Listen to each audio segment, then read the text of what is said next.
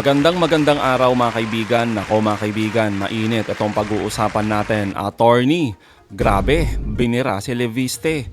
Tinanggalan ng maskara, nilantad ang umano'y kabalbalan at Marcoleta, nilaglag ang iyaking DDS.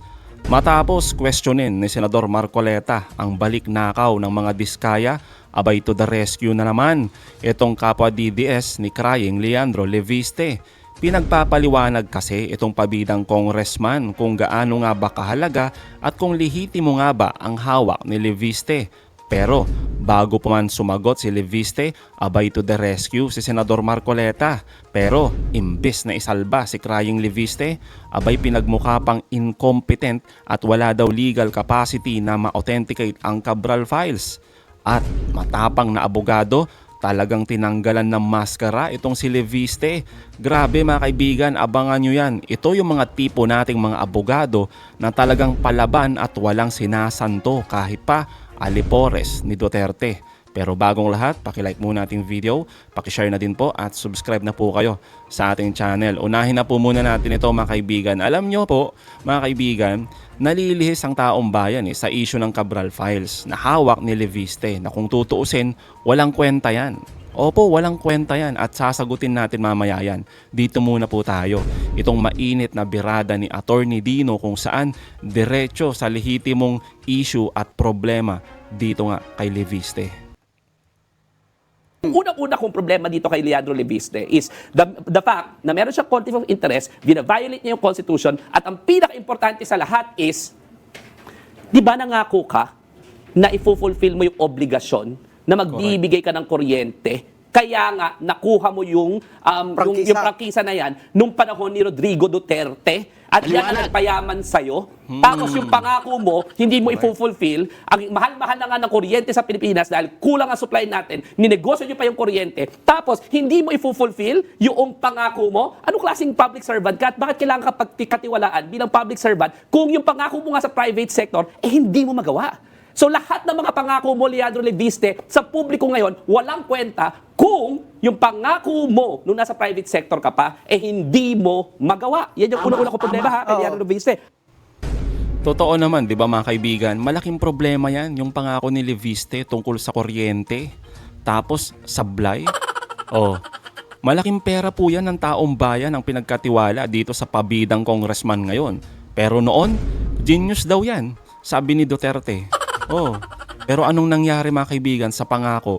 Wala, palpak. At mukhang napako. Grabe mga kaibigan. Tapos may isa naman tayong senador na may pangako po na libreng kuryente na ang daming nabudol.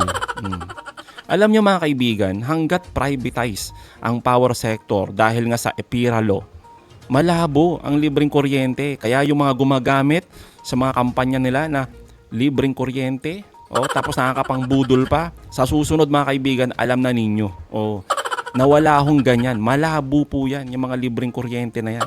Ay, nako talaga, Pangalawa, bawal ang balat sibuyas. Bawal ang balat sibuyas. Tama. Lingkod bayan ka, di ba? So wag mo kaming takot-takutin ng iyong mga libel cases, di ba?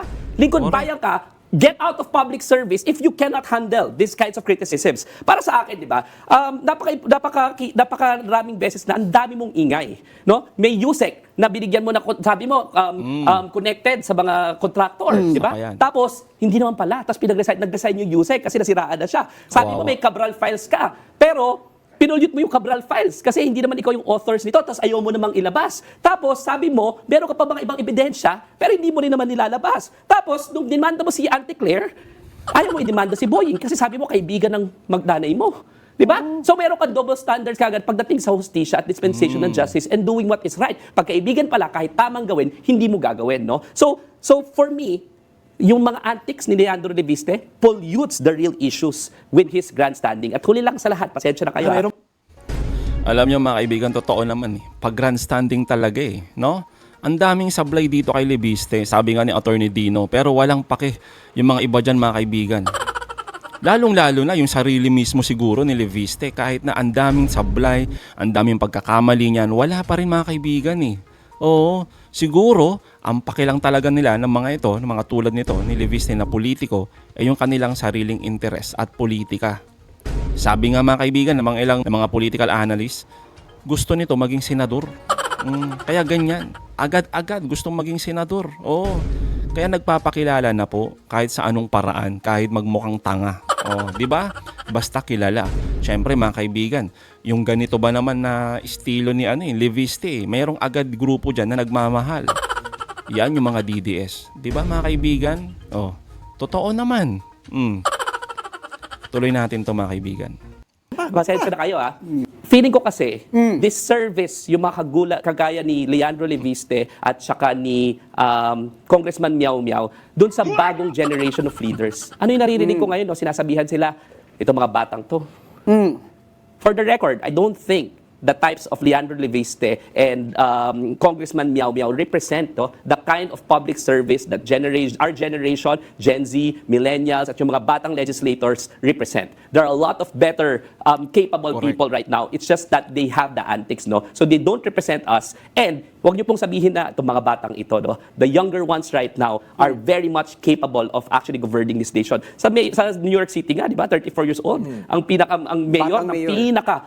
pinaka-komplikadong city sa buong mundo. So hindi po yan age. Hindi dahil bata po sila. Dahil po yan sa very character of these people.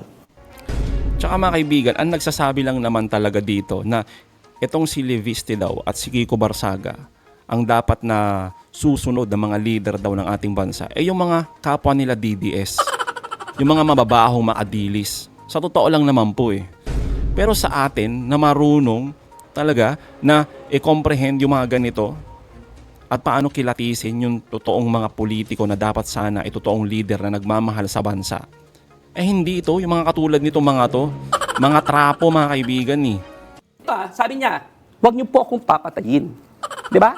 That's a very serious accusation. Na Totoo merong naman. papatay sa'yo.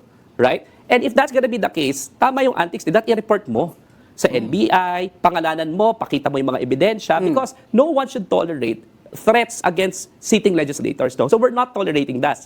Pero, antics ba ito? Totoo ba? O nagpapaawa effect? Yun ang hindi natin makita. Kasi ayaw niya naman ipakita yung ebidensya kung saan nanggagaling itong mga threats na ito na magpapatayin. At saka, ngayon pong nararanasan ninyo, yung mga ginigipit. Supposedly, yun yung script ninyo, ginigipit kayo dahil nasasalita kayo against corruption. Sana naman po, the same po, ganyan po kayo ka-consistent, na yung mga ginigipit at pinapatay, you say something against it. Pero parang po yung buong pamilya ninyo kasama po kayo, nananahimik, lumalawakan yung patayan sa ilalim ni Rodrigo Duterte, at saka maraming ginigipit nung panahon ni Rodrigo Duterte. Dahil ba nakuha mo yung prangkisa nung panahon ni Rodrigo Duterte, kaya hindi ka nagsasalita sa lahat ng mga excesses ng nakaraang administrasyon at para bang gigil na gigil ka lang ng double standards mo kasi nga, dahil kahit na tama, kung kaibigan ng nanay mo, hindi mo kakasuhan, ganun ba yung klaseng politika na pinopromote ng mga ganitong bagong politicians natin? So, para sa akin, ang daming mali, ang daming problema, pero panindigan mo yung pinangako mo sa taong bayan doon sa private sector. Kaya itong 24 billion na ito, sana, di ba, totoong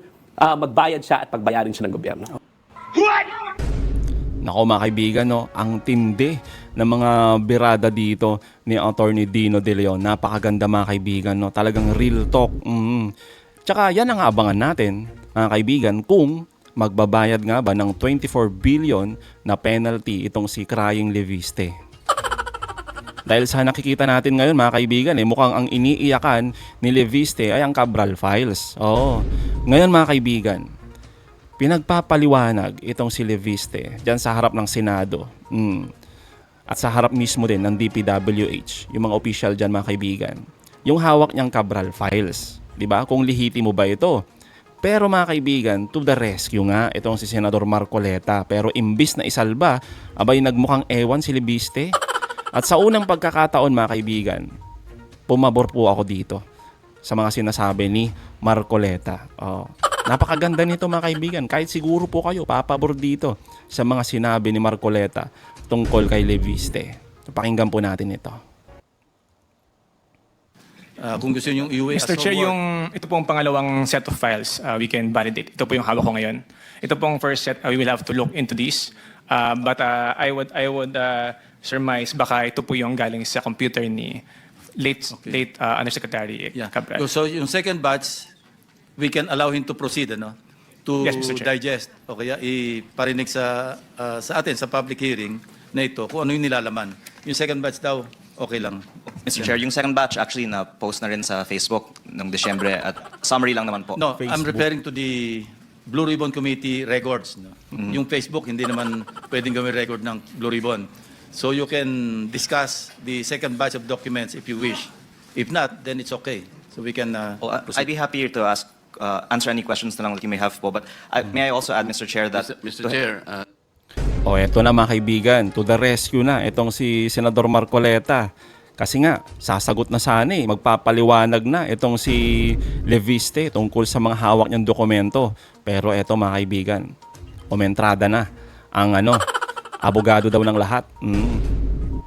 sandali. Mr. Chair, if the good congressman will be the one to identify or talk about the contents of the files, I don't think he is competent because he is not part of the PWH. He is not even a staff of the PWH. He has nothing to do with the preparation of the entries, the consolidation of the reports.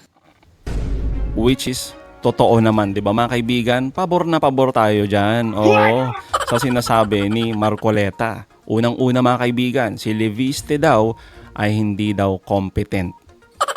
Which is true, mga kaibigan. Pabor na pabor tayo dyan sa sinasabi niyang yan.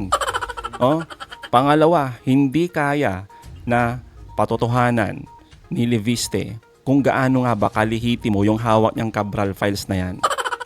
Mismo ang nagsabi mga kaibigan si Marcoleta. Which is totoo naman. Sino lang ba yung ahensya na magpapatotoo niyan? DPWH mismo mga kaibigan at ang ombudsman.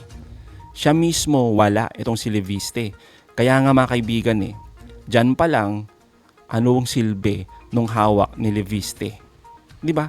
Ni mismong siya nga, hindi niya alam kung totoo, hindi Oh, bakit pa natin pag-aaksayan ng panahon yung mga sinasabi ni Leviste?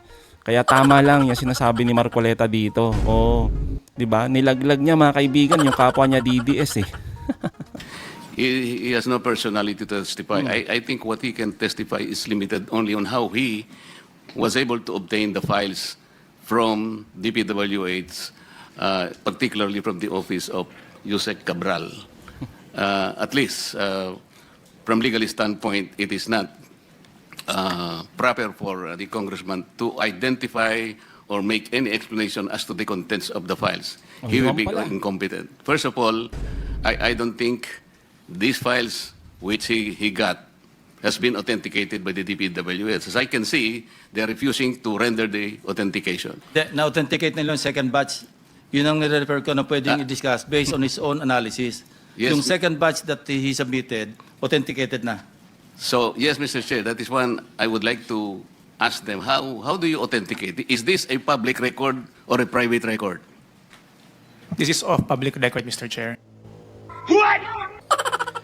Yun na yun mga kaibigan, ang sagot na kung bakit sinabi natin kanina na walang kwenta yung hawak ni Leviste na Cabral files.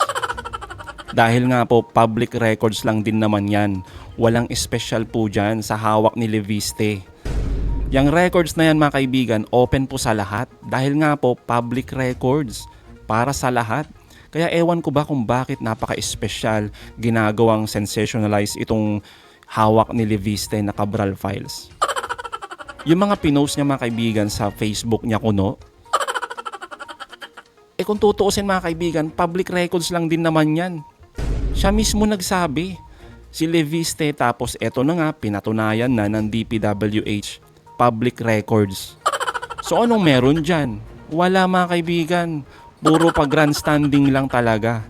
Tsaka, sabi nga mismo mga kaibigan ni Senador Marcoleta, kapwa DDS ni Leviste, walang kakayahan na i-authenticate ni Leviste yung mga dokumentong hawak niya.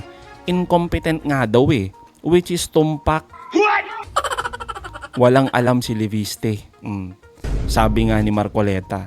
'Di ba? Kaya tama si Marcoleta mga kaibigan nung sabihin niya na walang alam at incompetent si Leviste. Di po ba?